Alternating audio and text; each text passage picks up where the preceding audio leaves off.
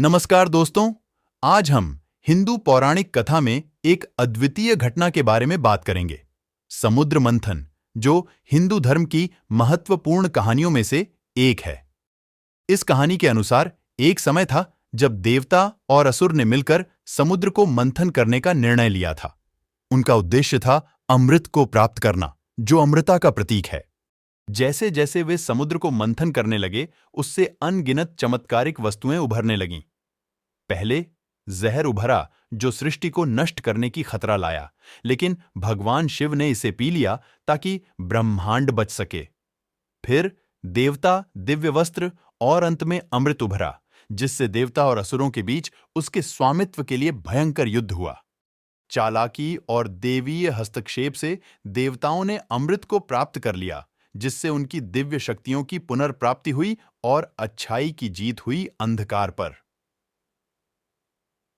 समुद्र मंथन एक ऐतिहासिक कहानी है जो प्राचीन समय के ब्रह्मांडीय संतुलन और अमृतत्व की तलाश की प्रतिष्ठा करती है। पूरी व्याख्या सुनने के लिए कृपया हमारे चैनल को सब्सक्राइब करें, शेयर करें और लाइक करें। श्री सुखदेव जी बोले, हे राजन, राजा बलि के राज्य में दैत्य, राक्षस तथा दानव अति प्रबल हो उठे थे।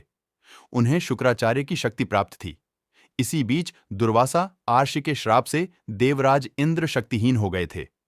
असुर राज बलि का राज्य तीनों लोकों पर था। इंद्र सहित देवतागण उससे, असुर से भयभीत रहते थे।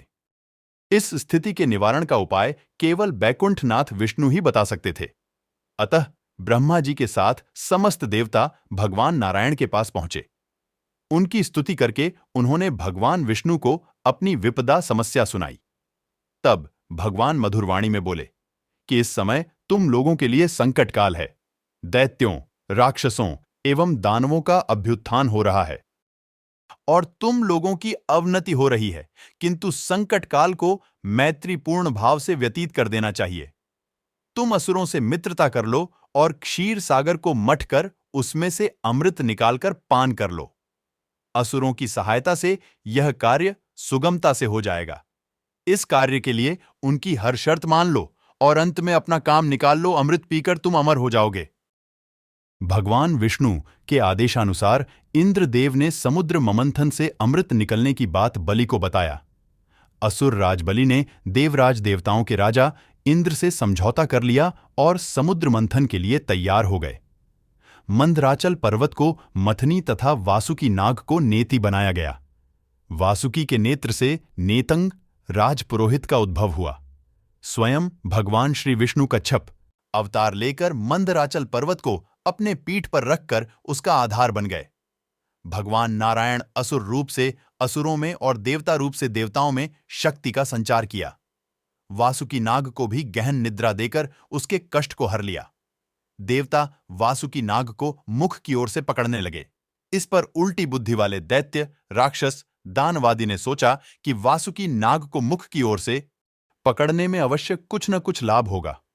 उन्होंने देवताओं से कहा कि हम किसी से शक्ति में कम नहीं हैं, हम मुंह की ओर का स्थान लेंगे मथने के लिए। तब देवताओं ने वासुकी नाग के पूंछ की ओर का स्थान ले लिया। समुद्र मंथन आरंभ हुआ और भगवान कच्छप के 1,00,000 योजन चौड़ी पीठ पर मंदराचल पर्वत घूमने लगा। हे राजन, समुद्र मंथन से सबसे पहले जल का हलाहल विष निकला। उस विष की ज्वाला से सभी देवता तथा असुर जलने लगे और उनकी कांति फीकी पड़ने लगी। इस पर सभी ने मिलकर भगवान शंकर की प्रार्थना की। उनकी प्रार्थना पर महादेव जी उस विष को हथेली पर रखकर उसे पी गए, किंतु उसे कंठ से नीचे नहीं उतरने दिया। उस कालकूट विष के प्रभाव से शिव जी का कंठ नीला पड़ गया। इसीलिए महादेव जी को नीलकंठ कहते हैं। उनकी हथेली से थोड़ा सा विष पृथ्वी पर टपक गया था, जिसे नाग, बिच्छू आदि विषैले जंतुओं ने ग्रहण कर लिया। विष को शंकर भगवान के द्वारा पान ग्रहण कर लेने के पश्चात फिर से समुद्र मंथन प्रारंभ हुआ। दूसरा रत्न कामधेनु गाय निकली, जिसे ऋषियों ने रख लिया। फिर उच्चैः श्रवा घोड़ा निकला, जिसे असुर राज बलि ने रख लिया। फिर उच्चैः श्रवा घोड़ा निकला, जिसे असुर राज बलि ने रख लिया। उसके बाद ऐरावत हाथी निकला, जिसे देवराज इंद्र ने अपना वाहन बना लिया। ऐरावत के पश्चात कौस्तुभमणि समुद्र से निकली, उसे विष्णु भगवान ने रख लिया। फिर कल्प वृक्ष निकला और रंभा नामक अप्सरा निकली। इन दोनों को देवलोक में रख लिया गया। आगे फिर समुद्र को मथने से महालक्ष्मी जी निकलीं। महालक्ष्मी जी ने स्वयं ही भगवान विष्णु को वर लिया। उसके बाद कन्या के रूप में वारुणी प्रकट हुई, जिसे असुरों ने ग्रहण किया। फिर एक के पश्चात एक चंद्रमा, पारिजात वृक्ष तथा शंख निकले और अंत में धन्वंतरी वैद्य अमृत का घट लेकर प्रकट हुए।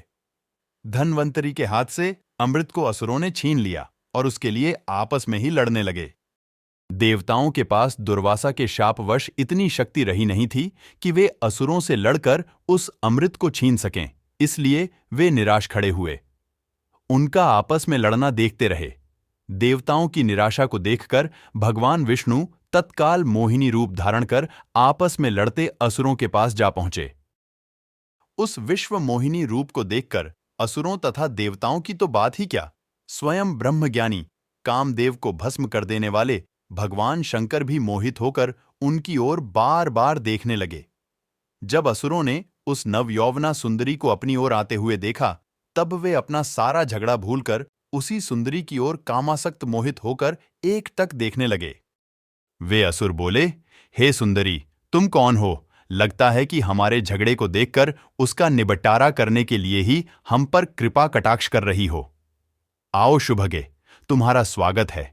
हमें अपने सुंदर कर कमलों से यह अमृतपान कराओ। इस पर विश्व मोहिनी रूपी विष्णु ने कहा, हे देवताओं और असुरों, आप दोनों ही महर्षि कश्यप जी के पुत्र होने के कारण भाई भाई हो, फिर भी परस्पर लड़ते हो। मैं तो स्वेच्छाचारिणी स्त्री हूं। बुद्धिमान लोग ऐसी स्त्री पर कभी विश्वास नहीं करते, फिर तुम लोग कैसे मुझ पर विश्वास कर रहे हो? अच्छा यही है कि स्वयं सब मिलकर अमृतपान कर लो। विश्व मोहिनी ऐसे नीति कुशल वचन सुनकर उन कामांध दैत्यों, दानवों और राक्षसों को उस पर और भी विश्वास हो गया। वे बोले, सुंदरी, हम तुम पर पूर्ण विश्वास है। तुम जिस प्रकार बांटोगी हम उसी प्रकार अमृतपान कर लेंगे। तुम ये घट ले लो और हम सभी में अमृत वितरण करो। विश्व मोहिनी ने अमृत घट लेकर देवताओं और असुरों को अलग अलग पंक्तियों में बैठने के लिए कहा। उसके बाद असुरों को अपने कटाक्ष से मदहोश करते हुए देवताओं को अमृतपान कराने लगे। असुर उनके कटाक्ष से ऐसे मदहोश हुए कि अमृत पीना ही भूल गए। भगवान की इस चाल को स्वरभानु नामक दानव समझ गया। वह देवता का रूप बनाकर देवताओं में जाकर बैठ गया और प्राप्त अमृत को मुख में डाल लिया। जब अमृत उसके कंठ में पहुंच गया, तब चंद्रमा तथा सूर्य ने पुकारकर कहा कि ये स्वरभानु दानव है। यह सुनकर भगवान विष्णु ने तत्काल अपने सुदर्शन चक्र से उसका सिर गर्दन से अलग कर दिया। अमृत के प्रभाव से उसके सिर और धड़ राहु और केतु नाम के 2 ग्रह बनकर अंतरिक्ष में स्थापित हो गए। वे ही बैर भाव के कारण सूर्य और चंद्रमा का ग्रहण कराते हैं। इस तरह देवताओं को अमृत पिलाकर भगवान विष्णु वहां से लोप गायब हो गए। उनके लोप होते ही असुरों की मदहोशी समाप्त हो गई। वे अत्यंत क्रोधित हो देवताओं पर प्रहार करने लगे। भयंकर देवासुर संग्राम आरंभ हो गया, जिसमें देवराज इंद्र ने असुरराज बलि को परास्त कर अपना इंद्रलोक वापस ले लिया।